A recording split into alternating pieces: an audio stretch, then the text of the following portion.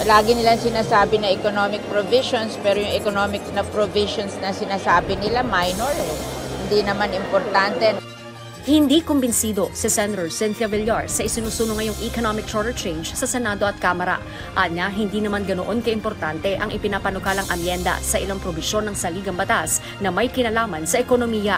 Dinidinig ngayon ng dalawang kapulungan ng Kongreso ang kani-kanilang bersyon ng economic chacha na layong amyendahan ang mga probisyon sa saligang batas na may kinalaman sa public services, edukasyon at advertising. Para sa senadora, maaari namang idaan sa pagpasa ng mga batas ang mga kailangan para lumago ang ekonomiya ng bansa. Ang gusto umano ng mga negosyante, mapabilis ang mga transaksyon sa pagtatayo ng negosyo sa Pilipinas at maresolba ang problema sa korupsyon.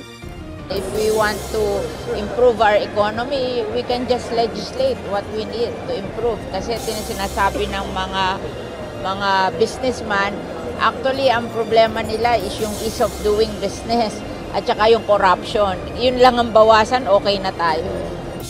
Si Senator Amy Marcos naman may agam-agam din sa economic chacha.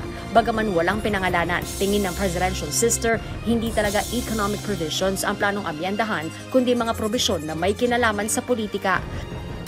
Ako naman, yan na nga yung duda natin na hindi naman economic amendments ang pakay, kundi political.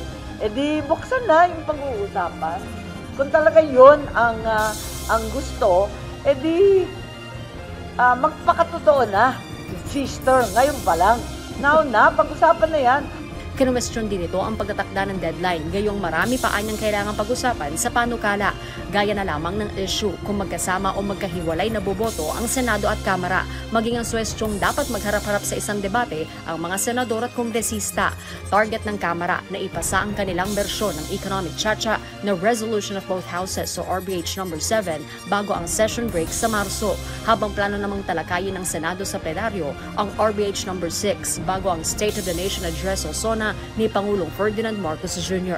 Yung pag-aamyenda ng economic provision, narinig naman natin, iba-iba naman, samut-sari naman yung opinion, may yes, may no. Kaya maraming pag-uusapan, hindi siya automatic. Kaya nagtataka ako, bakit may deadly deadline? Bakit may tanning? Parang may target. Oo nga, parang mahal na araw or else. Bakit ganun? Okay, last ipapako tayo sa cruise. Sa susunod na linggo, isasagawa na ng subcommittee sa Senado ang ika-4 na pagdinig sa panukalang economic chacha, kung saan itutuloy ang diskusyon sa panukalang payagan ang 100% foreign ownership sa mga kolehiyo at iba pang higher education institutions sa bansa. Harleen Delgado, UNTV News and Rescue. Diyos ang aming sandigan, serbisyo publiko ang aming pinahahalagahan.